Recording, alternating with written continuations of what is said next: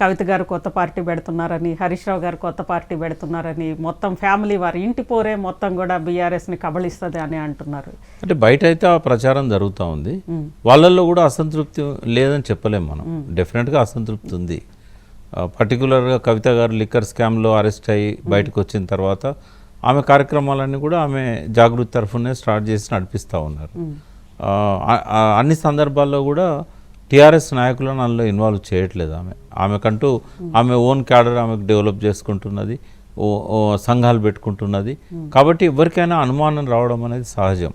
రేపు ఆమె మళ్ళీ ఇంకో కొత్త పార్టీ పెడుతుందేమో అనే స్పెక్యులేషన్స్ కూడా చాలా వస్తున్నాయి.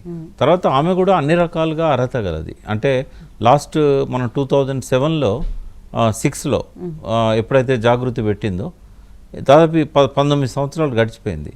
19 సంవత్సరాల్లో ఆమెకున్న టాలెంట్ని, ఆమెకున్న ఎనర్జీని, ఆ లీడర్షిప్ క్వాలిటీస్ని మనం చూసాం.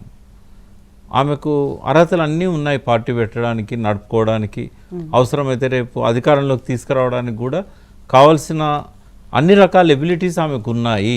కేసీఆర్ బిడ్డగానే కాదు, కవితకు స్వతంత్రంగా కూడా నెగ్గుకు రాగలిగిన ఆర్థిక బలము అన్నీ ఉన్నాయి, ఆర్థిక వనరులు కూడా అన్నీ ఉన్నాయి. హరీష్ రావు గారికి లేవా?